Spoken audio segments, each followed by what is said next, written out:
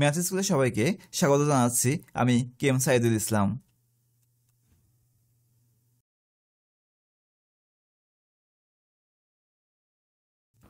এবার আমরা সহজ সমীকরণ অধ্যায়টির অনুশীলনের প্রশ্নগুলোর সমাধান দেখব। এখানে প্রশ্ন একে বলা হয়েছে, ছক তৈরি করে নিচের কোনগুলো সমীকরণ এবং কোনগুলো সমীকরণ নয় যুক্তিসহ উপস্থাপন করো। এখানে প্রথমেই আমরা একটি ছক তৈরি করব। এই ছকটিতে আমরা 5টি কলাম রাখব, অর্থাৎ প্রথমটি লিখব কর্মিক, দ্বিতীয়টিকে লিখব সম্পর্ক, অর্থাৎ এখানে যে সম্পর্কগুলো দেয়া আছে সেগুলো। এর পরেরটিতে অজানা রাশি বা চলক,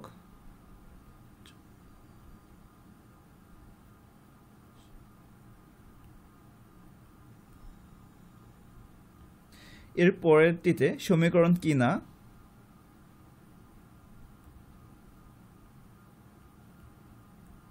এরপরে যুক্তি, অর্থাৎ এভাবে একটি ছক তৈরি করব। এখানে এ নং কর্মীকে যেটি দেয়া আছে তা হলো 15 = x + 5। এখানে এই সম্পর্কটি যদি আমরা লক্ষ্য করি তাহলে দেখব এখানে একটি চলক আছে, সেই চলকটি হলো x, অর্থাৎ এই যে x তা হলো চলক। এখন দেখব এই সম্পর্কটি সমীকরণ কিনা। এখানে এই সম্পর্কটি যদি লক্ষ্য করি তাহলে দেখব এটি একটি সমীকরণ। এখন এটি সমীকরণ হওয়ার কারণ হলো এখানে এই ইকুয়াল চিহ্ন আছে,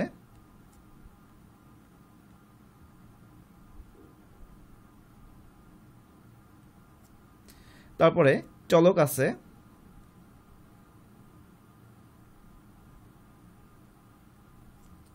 এর জন্য এটিকে আমরা সমীকরণ বলবো। এবার আমরা বি নং দেখব। এখানে বলা হয়েছে y - 6 < 3, আর এই সম্পর্কটিতেও একটি চলক আছে যা হলো y, আর এটি সমীকরণ নয়।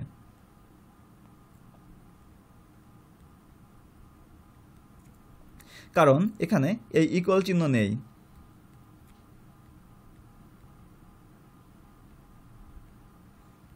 আর এখানে ইকুয়াল চিহ্নের পরিবর্তে আছে < চিহ্ন, অতএব এটি একটি অসমতা।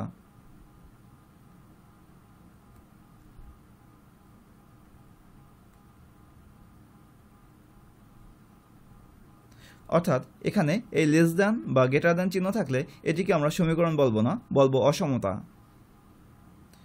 এবার আমরা সি নং প্রশ্ন দেখব। এখানে যে সম্পর্কটি বলা আছে তা হলো 6/3 = 2।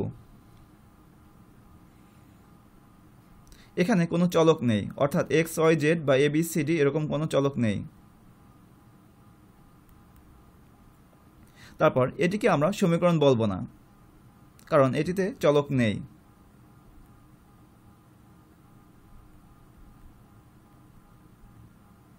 আর সমীকরণ না হওয়ার কারণ হচ্ছে এই চলক নেই।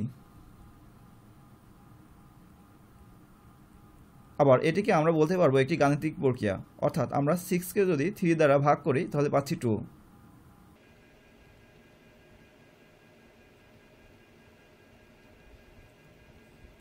এবার আমরা ডি নং দেখব। এখানে যেটি দেয়া আছে তা হলো z - 4 = 0। এখানে অজানা রাশি বা চলক আছে, সেই অজানা রাশিটি হলো z, আর এখানে ইকুয়াল চিহ্ন আছে, আবার অজানা রাশি বা চলকও আছে, এজন্য এটি একটি সমীকরণ। আর সমীকরণ হওয়ার যুক্তি হচ্ছে এই ইকুয়াল চিহ্ন আছে,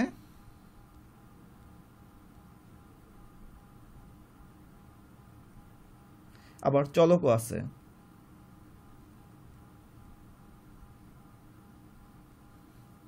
এবার আমরা ই নং প্রশ্নের সমাধান দেখব। এখানে যে সম্পর্কটি আছে তা হলো 4 × 3 - 12 = 0। আমরা যদি এই সম্পর্কটি লক্ষ্য করি তাহলে দেখব এর মধ্যে কোনো চলক নেই, অর্থাৎ যেগুলো আছে সবগুলো হলো সংখ্যা যা দুর্বক, অর্থাৎ এখানে কোনো চলক নাই। যেহেতু এখানে চলক নাই এজন্য এটি সমীকরণ নয়।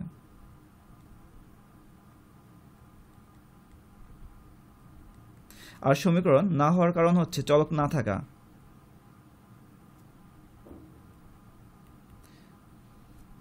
এটিকে আমরা একটি গাণিতিক প্রক্রিয়া বলতে পারি। অর্থাৎ আমরা যদি 4-এর সাথে 3 গুণ করি, তা থেকে 12 বিয়োগ করি, তাহলে 0 পাচ্ছি।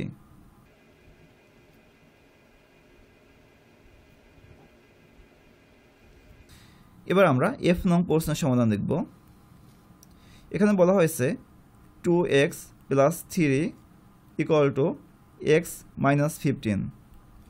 আর এখানে চলক আছে, আর চলক হলো x। আর এখানে ইকুয়াল চিহ্ন আছে, আবার চলকও আছে, এজন্য এটি একটি সমীকরণ।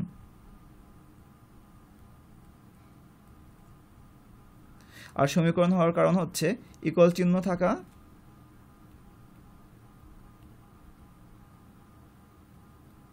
এবং চলক থাকা।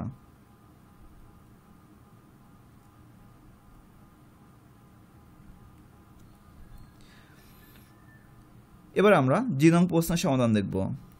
জি নং প্রশ্নে বলা হয়েছে y + 25 > 30। এখানে এই যে সম্পর্ক, এখানে চলক আছে, আর চলক হলো y, আর এটি সমীকরণ নয়।